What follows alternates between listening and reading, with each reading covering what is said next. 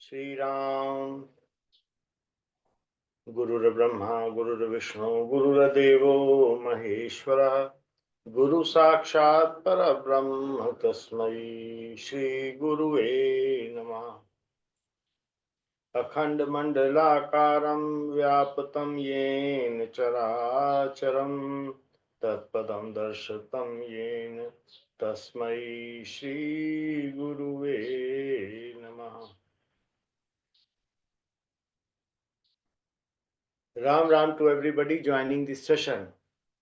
We are at chapter number 10 of Srimad Bhagavad Gita, Vibhutiyo, verse number 1. अध्याय 10 विभूतियो। श्री भगवान उवाच भूयैव महाबाहो शृणु मे परमं वचः यत्तेऽहं प्रीयमाणाय वक्ष्यामि हितकाम्यया। भूत एव महाबाहो, हे महाबाहो, भूय एव बाहो, हे महाबाहो, शृणु में, सुनो, में, मेरा परमम वचन, मेरा परम वचन सुनो। यत्ते हम प्रीणमाणाय, क्योंकि यत ते अहम, क्योंकि तुम हमारे प्रियमाणाय हो, क्योंकि तुम मेरे से अत्यंत प्रेम रखते हो।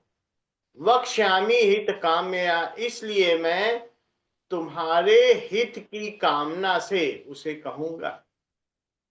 श्री भगवान बोले, हे महाबाहो अर्जुन, मेरे परम वचन को तुम सुनो, जिसे मैं तुम्हारे हित की कामना से कहूंगा।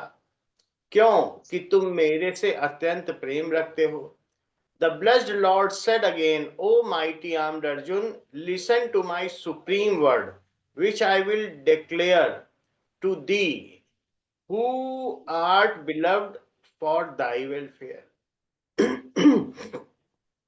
तो भगवान यहाँ पर अपने विभूति की चर्चा करेंगे कि किस प्रकार से मेरा ऐश्वर्य है। तू मेरे पे ध्यान केंद्रित कर, तू सभी धर्मों को छोड़ दे। सर्वधर्मान परित्यज्य माम एकम शरणम व्रज, हम तो सर्व पापेभ्यः मोक्षयिष्यामि मा शुचा। तो भगवान बार बार अर्जुन को ध्यान दिलाते हैं अपनी विभूतियों के बारे में, और इस वजह से इसे विभूति योग कहा गया है। जितनी जो भी भगवान की ऊर्जा है उसको योग कहा जाता है, और उस ऊर्जा से जो संसार में विलक्षणता पैदा होती है उसे विभूतियां कही जाती हैं। तो भगवान ये बता रहे हैं कि इस संसार में मेरी क्या क्या विभूतियां हैं। Next verse.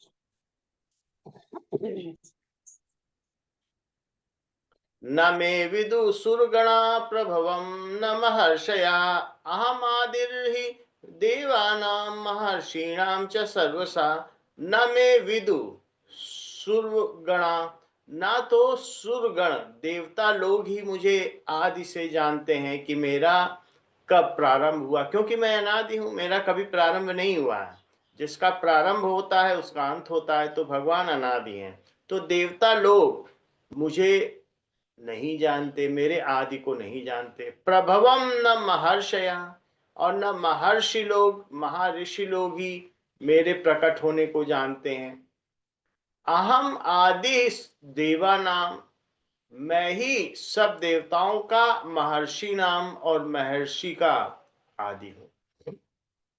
जैसे बेटा ये नहीं जान सकता कि उसके माता पिता का विवाह कब हुआ है, क्योंकि वो आदि के भी आदि हैं। भगवान से ही हम सब उत्पन्न हुए हैं, तो हम कैसे जान सकते हैं कि उनका आदि क्या है। वो तो अनादि है, वो तो सनातन है, पुरातन है, तो उनको हम नहीं जान सकते। तो भगवान यहाँ बताते हैं कि सबका प्रारंभ हुआ है और मैं प्रारंभ से रहित हूं, मैं अनादि हूं। और इस बात को देवता लोग, देवता ऊंचे पदों पर है तो वो पद से ऊंचे हैं, और जबकि महर्षि लोग वो ज्ञान से ऊंचे हैं। तो न ऊंचे पदों वाले ही मुझे जान सकते हैं, हाँ वे मेरा दर्शन करने के लिए लालायित रहते हैं कि मेरा दर्शन मिल जाए, उतने मात्र से ही वो कृतकृत्य हो जाते हैं।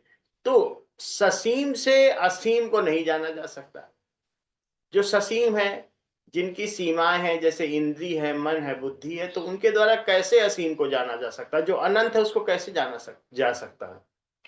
इंद्रियां अगर सोच लें कि किसी चीज का अंत नहीं, तो वहां वो जा ही नहीं सकती, वो उनके परे का विषय।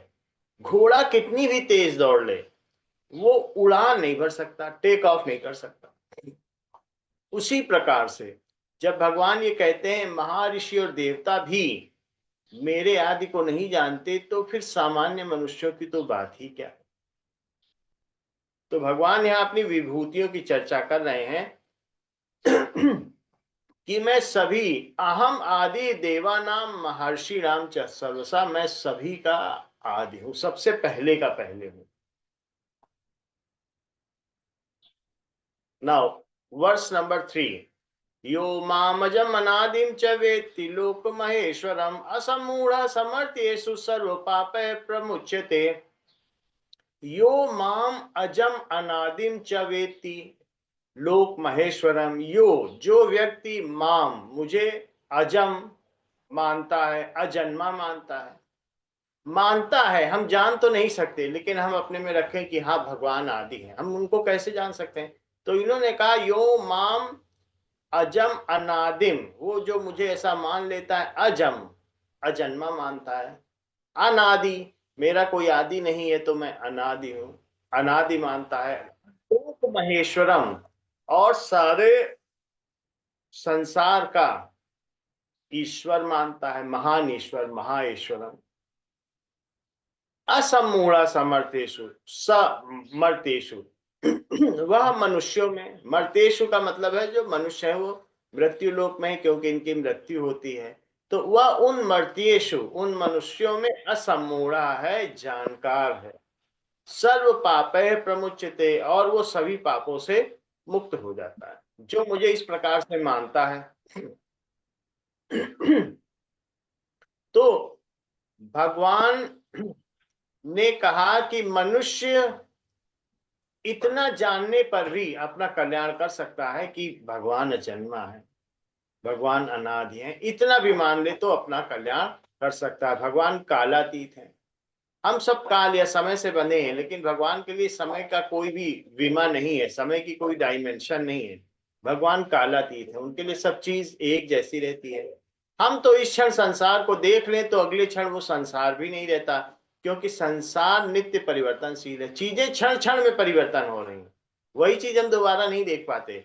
लेकिन भगवान कालातीत हैं। जितने भी त्रिलोकी में प्राणी हैं, चाहे स्वर्ग लोक, मृत्यु लोक, पाताल लोक, उन सब पे जो शासन करने वाले ईश्वर हैं, उन सब के भी जो ईश्वर है, महा ईश्वर, वो भगवान, ऐसा करके जो जान ले, तो जो भगवान के अज अविनाशी, उनका विनाश नहीं होता, हम लोगों का विनाश होता है। विनाश से मतलब है कि हम लोगों के शरीर का विनाश होता है, जो हमारे ऊपर की काया है, आत्मा का तो हमारे भी विनाश नहीं होता। तो जो इस प्रकार से जान ले कि भगवान अविनाशी हैं, अजन्मा है और लोक महेश्वर है, तो उसका कल्याण हो जाता है। वो असमूढ़ है। असमूढ़ का क्या मतलब है?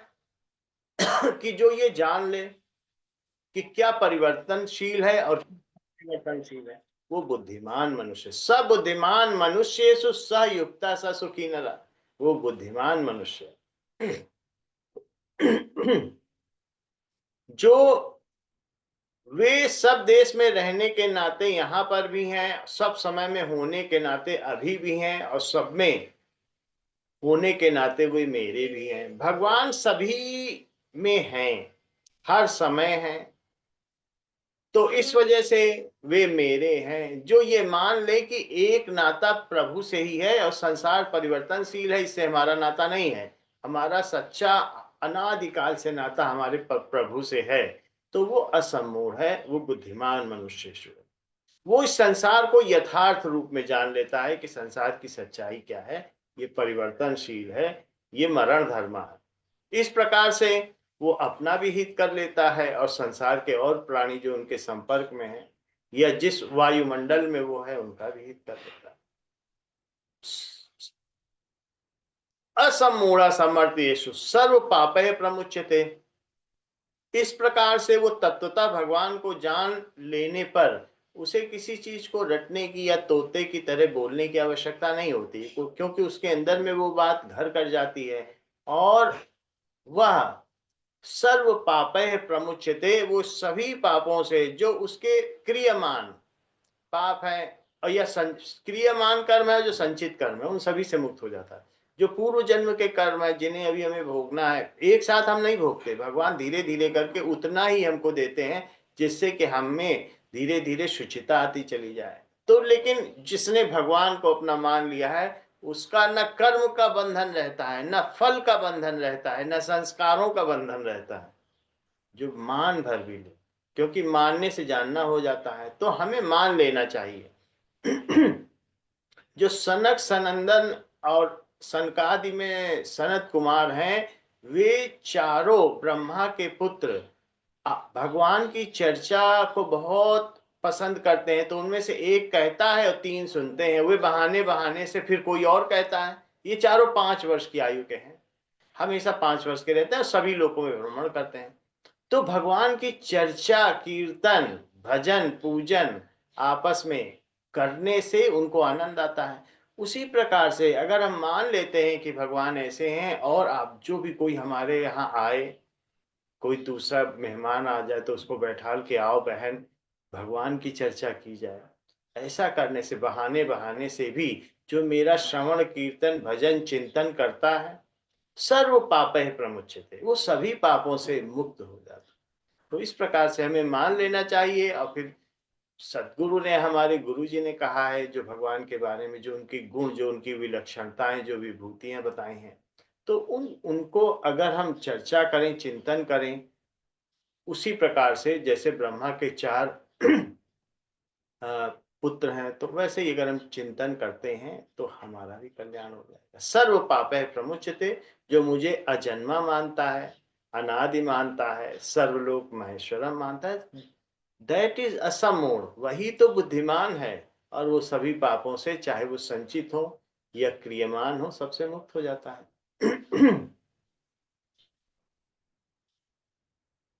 नाउ भगवान अपनी 20 विभूतियां बता रहे हैं श्लोक संख्या 4 में।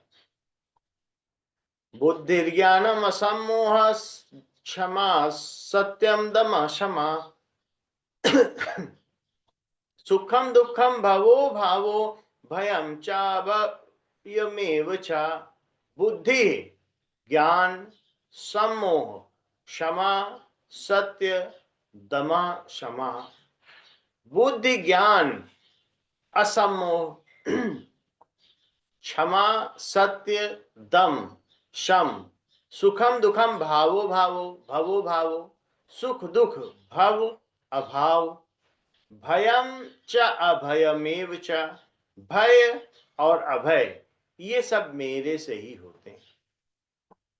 बुद्धि, यहाँ पहले बताया गया भगवान की ही एक विभूति बुद्धि है। जो व्यक्ति जितना बुद्धिमान है, चाहे वो क्लास में एक्सेल करता है, चाहे वो इंटेलिजेंट है, बड़े बड़े साइंटिस्ट हैं, न्यूटन है, आइंस्टीन है, जिनके पास बहुत बुद्धि है, ये भगवान के द्वारा ही दी हुई एक विभूति है, ये एक विलक्षणता है। भगवान की जो ऊर्जा है वो जगह जगह इस परिवर्तनशील मरण धर्म संसार में परिलक्षित हो रही है। That is only manifested in this ever decaying world.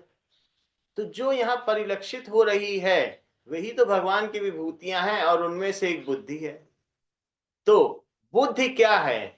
उद्देश्य को लेकर निश्चय करने वाली वृत्ति का नाम बुद्धि है।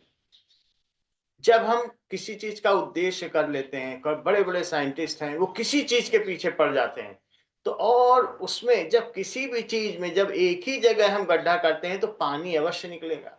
उसी प्रकार से जो हमारी निश्चयात्मकता बुद्धि है, किसी एक तरफ, चाहे वो विज्ञान की तरफ, तो वो भगवान उड़ेल देते हैं अपनी एक विभूति। न्यूटन के लिए उड़ेल देते हैं, आइंस्टीन के लिए, बड़े बड़े वैज्ञानिकों के लिए उड़ेल देते हैं। तो बुद्धि क्या है? उद्देश्य को लेकर निश्चय करने वाली वृत्ति का नाम बुद्धि है। अगर हमारा उद्देश्य हमारे परमार्थ का है, हमने निश्चय कर लिया है, तो भगवान हमारे में विवेकनी बुद्धि जागृत कर देते हैं। एक सांसारिक बुद्धि होती है और एक विवेकनी बुद्धि होती है।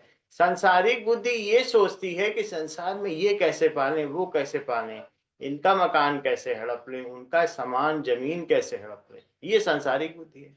हम जिस तरफ निश्चय करते हैं, यो यो याम याम तनु भक्ता श्रद्धयार्चितुम इच्छति तस्य तस्य अचलाम श्रद्धाम तामेव विदधाम, जो भी पाना चाहता है मैं उसकी अचल श्रद्धा उसी में स्थापित कर देता।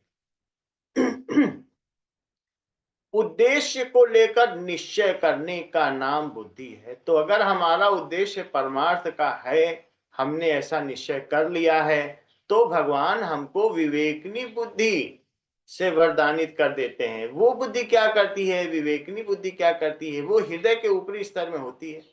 और वो क्या करती है, वो मन को, इंद्रियों को भली प्रकार से उनका, इंद्रियों का दमन और मन का शमन कर लेती है। यानी इंद्रियों से फिर हम जो उनका काम है भोग के लिए इस्तेमाल नहीं करते, जो उनका उपयोग है, जिसके लिए वे मिली हैं, मन का जिसके लिए वो मिला है उसी में इस्तेमाल करते हैं। संसार की ओर मन की गति नहीं होती और भोगों की ओर इंद्रियों की गति नहीं होती। इंद्रियों का दमन हो जाता है, मन का शमन हो जाता है। ये किससे होता है, ये विवेकनी बुद्धि से होता है। विवेकनी बुद्धि क्या है, जो बुद्धि परमार्थ कारण में लग गई है।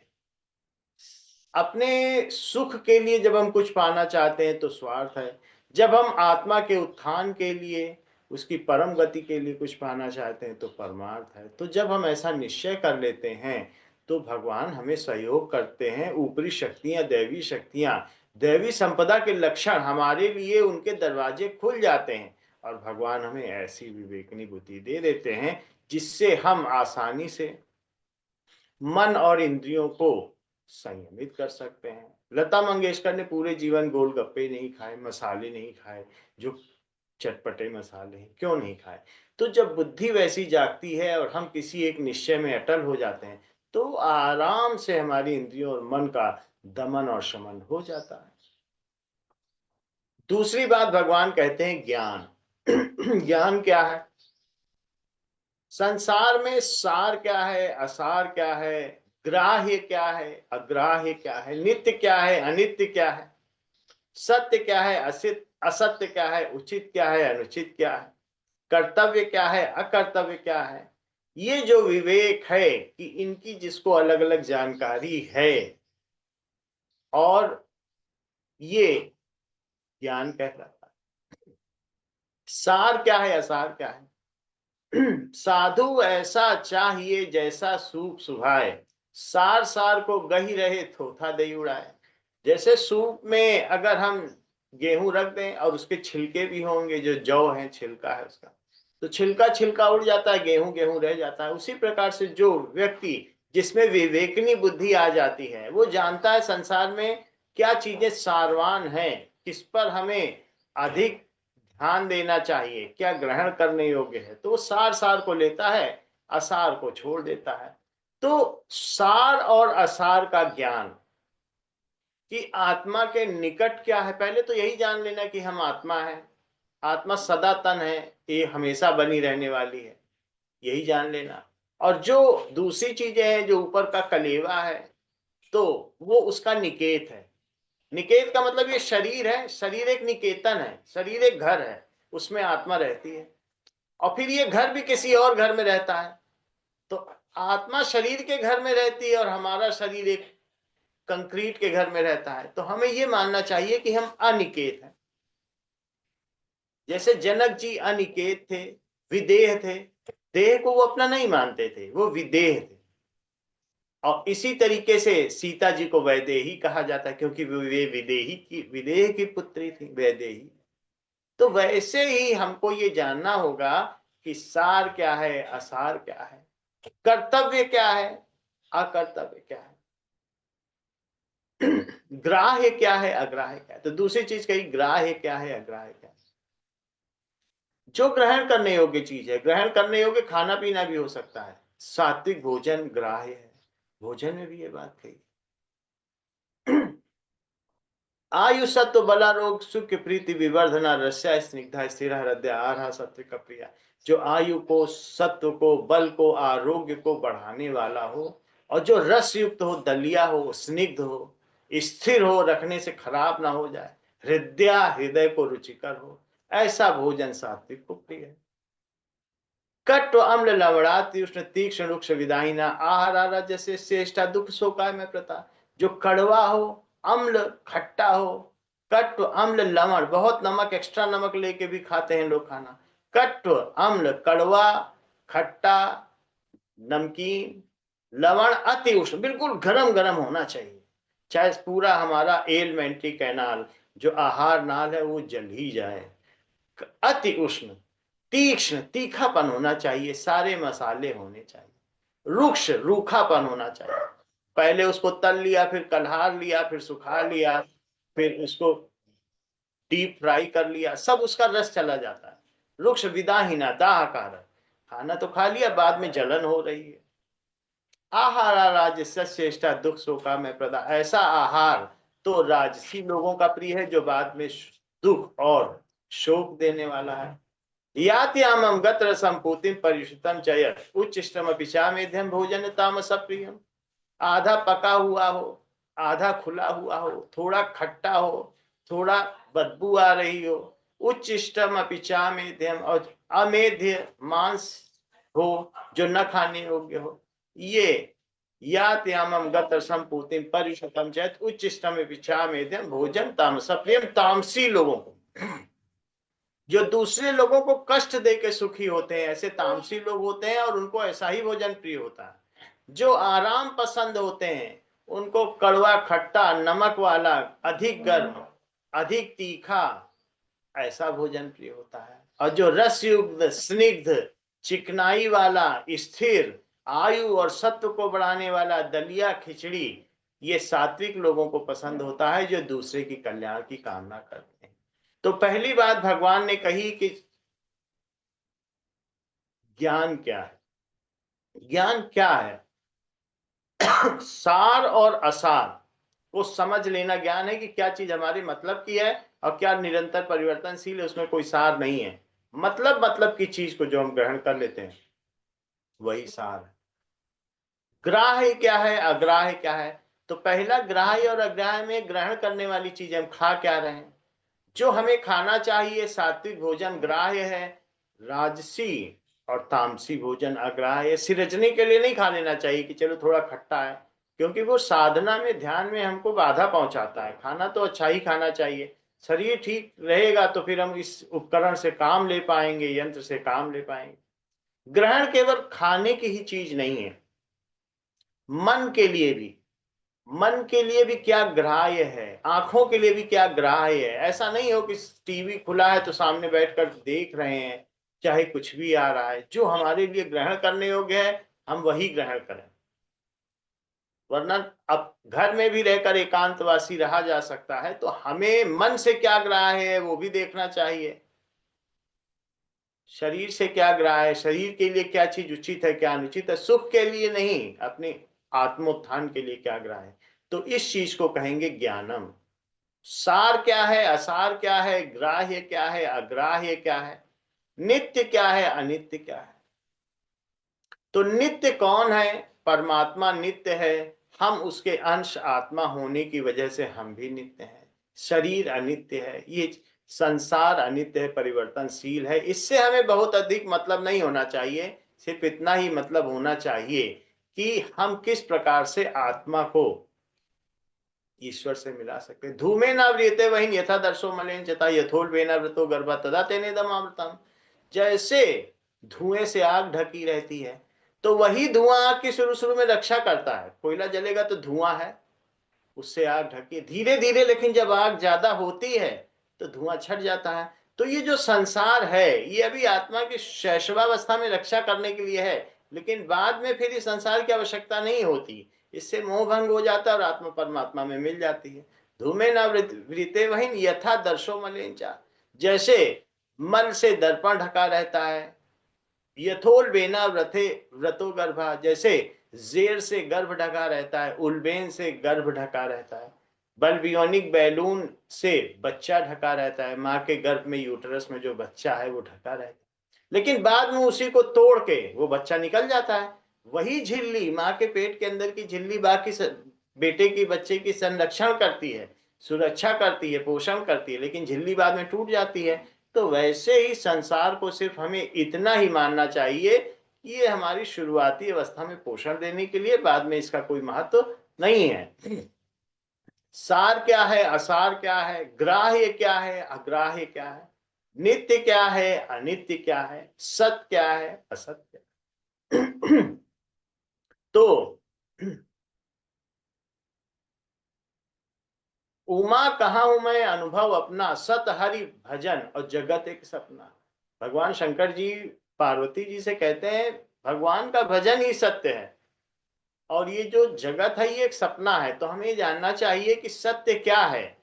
प्रभु का चिंतन, सुमिरन, भजन, यही सब सत्य है। और बाकी ज्यादा बल नहीं देना चाहिए संसार की चीजों में, बस जितना काम चलाना है उतना ही होना चाहिए। दुनिया में हूं, दुनिया का तलबगार नहीं हूं, और बाजार से गुजरा हूं पर खरीदार नहीं। बाजार से निकल जरूर रहे हैं, लेकिन हमें मालूम होना चाहिए कि हम यहाँ पर कोई व्यापारी करने के लिए नहीं आए हैं, दुनिया का तलबगार नहीं।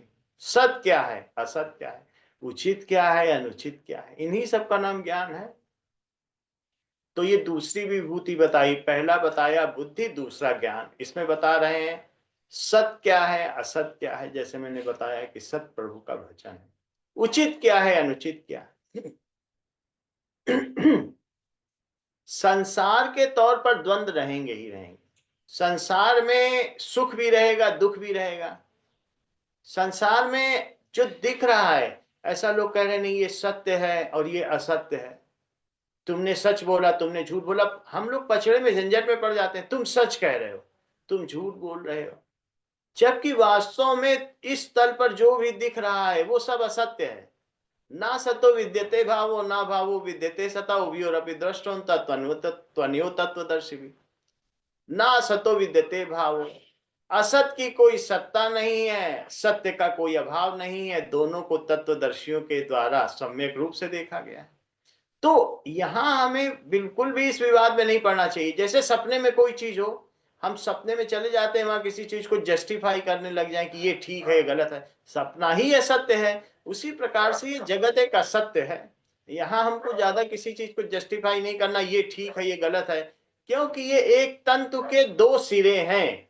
मध्यमान स्थिति से जो उसकी साम्यावस्था है, इक्विलिब्रियम स्टेट है, वहां से जो संसार में दिखने वाला सत्य है वो भी उतनी दूरी पर है और असत्य भी उतनी दूरी पर है। वास्तव में ये दोनों मिलके फिर एक ही बिंदु पर आ जाते हैं।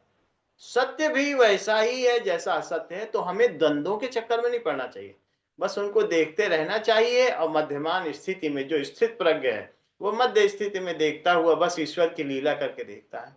किसी भी पिक्चर में सिर्फ अच्छा ही अच्छा नहीं होता है, उसमें उतना बुरा भी होगा, उतना ही अच्छा होगा, तभी पिक्चर अच्छी बनती है। तो संसार तो भगवान की ये लीला नगरी है, यहाँ तो होना ही है। जब तक तंतु के दोनों सिरे नहीं होंगे तो लीलाएं कैसे होंगी। वहां सीता जी को रावण ले भी जाएगा, फिर रावण का मारा भी जाना भी होगा, सभी चीजें होंगी। तो हमें इसी प्रकार से इस संसार में उचित और अनुचित के लिए ठेकेदार नहीं बन जाना चाहिए, क्योंकि हम खुद ही इस संसार में असत्य के हिस्से में है। अभी हम सत्य को जानते ही नहीं है। तो जब हमें सत्य का पता नहीं तो हम उचित अनुचित का कैसे अनुमान लगा सकते हैं। या निशा सर्वभूतानाम तस्याम जागृति संयमी, यस्याम जागृति भूतानि सा निशा पश्यतो मने। या निशा सर्वभूतानाम, जो लोगों के लिए रात है वो मुनियों के लिए दिन है, और जो मुनियों के लिए दिन है वही लोगों के लिए रात है। हम लोगों के लिए ध्यान भजन ये सब रात के समान है, लेकिन मुनि मुनि के लिए वो आकर्षण के केंद्र। और मुनियों के लिए जो या निशा पश्यतो मुने, मुनियों के लिए ये जो दिन है वो हमारे लिए रात है। जैसे ध्यान करना, भजन करना वो उनका दिन है, उनसे हमें कोई मतलब नहीं। तो इस प्रकार से हम अपने तल पर ये ना सोचें कि हमें सत्य का ज्ञान है, सत्य का भान है, और उसके आधार पर हम ठेकेदार बनकर उचित अनुचित का अनुभव न लगाएं। मन में ये गहरे में होना चाहिए कि अभी हमको सत्य का पता लगना है। उसी के आधार पर हल्के फुल्के दिखाने के लिए बस हाँ ठीक है, ये नहीं ठीक है, काम चलाने भर के लिए ही ठेकेदार बने, बहुत गहरे में चीजों को ना ले। क्योंकि असत्य रूपी संसार में इनसे कोई भी हमें खास मिलने वाला नहीं है। कर्तव्य क्या है, अकर्तव्य क्या है। जो करणीय है वो कर्तव्य है, जो व्यष्टि में सेवा है वह समष्टि में यज्ञ है। व्यक्ति के लिए सेवा करना कर्तव्य है। आत्म सेवा भी होती है। जब हम आत्मोत्थान करते हैं तो यह आत्म सेवा है। आत्म भोग करते हैं तो सेवा नहीं है। आत्म सेवा का मतलब है अपनी आत्मा के उत्थान के लिए किया जाने वाला हर कर्म सेवा। परमार्थ सेवा, दूसरे को प्रभु के मार्ग में लगा देना, ये भी सेवा है। इसके अलावा जो जो हैं अटके भूले भटके, उनको तारे खुद तर जाएं, वह शक्ति हमें दो दया निधे कर्तव्य मार्ग पर डट जाएं। तो इस प्रकार से निवलों विकलों के सेवक बन संताप हरें, उनके हमें संताप हरने चाहिए। तो संसार में जिस प्रकार से कोई कष्ट में दिखता है, धन से जो हम कर सकते हैं वो अपनी तरफ से भगवान ने हमें विभूतियों से नवाजा है, तो हम उनकी भी सेवा कर दें। आत्मोत्थान और साथ में परमार्थ, दूसरे का भी उत्थान। इसके लिए हमें कोई संकल्प नहीं करना चाहिए कि नहीं हम तो दूसरे का उत्थान करेंगे। हमारे अंदर जो छटपटाहट है वो आत्मोत्थान की ही होनी चाहिए, और जो उसके वायुमंडल में आते जाएंगे उनका अपने आप ही उत्थान होता चला जाएगा। तो दूसरे को जो जो चीज हमारे काम की नहीं होती है वही सलाह दूसरे को दी जाती है। सलाह दूसरे को क्यों दी जाती है? क्योंकि वो हमारे किसी काम के नहीं होती, इसीलिए हम दूसरों को बांटते रहे। तो हमें सलाह देने वाला ठेकेदार मुंशी नहीं बनना चाहिए। हमको तो अपना काम निकालना चाहिए। आत्मोत्थान सबसे अर्जेंट रिक्वायरमेंट है। ये ऐसी आवश्यक यहाँ पर हमारी प्राथमिकता होनी चाहिए कि इस आत्मोत्थान करें। बहुत कम समय बचा है, तो इसलिए जो 10 साल 15 साल 8 साल बच गए हैं, बस उसमें आत्मोत्थान के लिए जुट जाना चाहिए। ऐसा करना चाहिए। कर्तव्य क्या है, अकर्तव्य क्या है, ऐसा जो विवेक यानी जो अलग अलग इनकी जानकारी रखता है उसी का नाम ज्ञान है। तो भगवान की जो 20 विभूतियां बताई, एक में पहले हमने बताया कि बुद्धि क्या है। जब हम किसी निश्चयात्मकता, वृत्ति का नाम ही बुद्धि है। जब हम किसी चीज का निश्चय कर लेते हैं तो भगवान हमें उसी के लिए एक अलग से अपनी विभूति भेज देते हैं, वो बुद्धि है। फिर उसके बारे में वो जानने लग जाती है। इसको जानने की हमारी इच्छा है। भग सोई जाना ही जे ही देहु जनाई, और जानत तुम ही हुई जाई। लाली मेरे लाल की जित देखूं तित लाल, और लाली देखन मैं चली मैं भी हो गई लाल। न होना ही मेरा एक फलसफा है तेरे होने का, तेरी हस्ती ही क्या अगर मेरी हस्ती मेरी हस्ती है। तो to know you are everything is to know very little about you. ये जानना कि तुम ही सब कुछ हो, ये तुम्हारे बारे में बहुत कम जानना। तो ऐसे है भगवान। तो हमारी निश्चयात्मकता वृत्ति जब होती है, भगवान अपने आप अपनी विभूतियां, अपनी देवी संपदा के गुण हमारे ओर भेज देते हैं, क्योंकि हम उनके पुत्र हैं। अगर हम काम करना चाहें, बेटा काम करना चाहे, तो पिता अपनी संपत्ति लुटा देगा। हाँ बेटा तुम क्या करना चाहते हो? अच्छा तुम ये बिजनेस करना चाहते हो, ठीक है मैं पैसा लगाता हूँ, करो, तुम्हारी तो वृत्ति बहुत अच्छी है, तुम तो बड़े मन से कर रहे हो, चलो लगाओ, हम भी पीछे लग जाएंगे। भगवान खुद पीछे लग जाते हैं। एक ही देवी संपदा से वो हमें कितना उठा सकते हैं। तो उसी प्रकार से वो निश्चयात्मकता बुद्धि ही दे दे, विवेकनी बुद्धि, हम उठ जाएंगे, हम परमार्थ में लग जाएंगे। दूसरा ज्ञान। तो ज्ञान में जैसा हमने आपको बता दिया, सार है असार है, ग्राह्य है अग्राह्य है, नित्य है अनित्य है, कर्तव्य है अकर्तव्य है, सत्य है असत्य है, उचित है अनुचित है। इन सभी की जो जानकारी है, इनका पृथक पृथक निर्णय कर लेना, ये ज्ञान है। भगवान की देवी संपदा के 20 लक्षण हैं, जिनमें से 2 की चर्चा आज की जा चुकी है। श्री राम।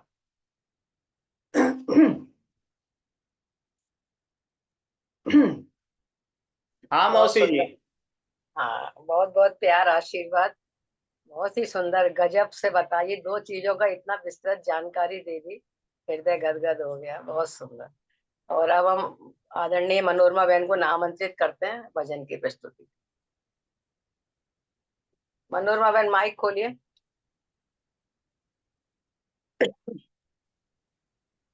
राम राम। बहुत अच्छा सुकुमार भैया ने बताया, बहुत ही ज्ञान की चीज है। मैं थोड़ा भजन कर रही हूँ।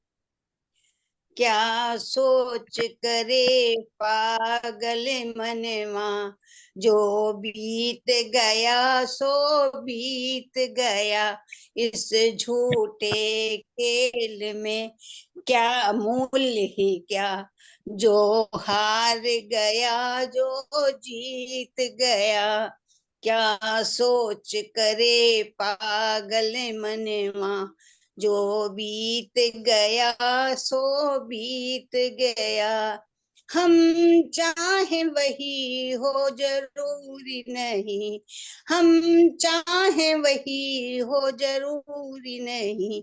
आशाएं कभी हुई पूरी नहीं, ये सोच तनिक जीवन भटका।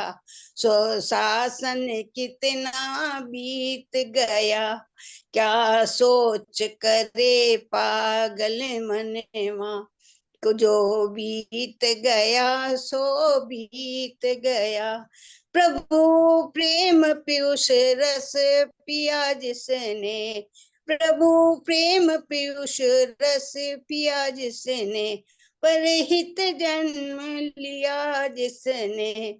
जीवन है वही जो जन जन के मृदु अधरों का मन जीत गया। क्या सोच करे पागल मनवा, जो बीत गया सो बीत गया। जब सूर्य का साथी मिलता है, राजेश कमल तब खिलता है। हरे आस को कहता है पंकज, हम कैसे खिले अब मीत गया।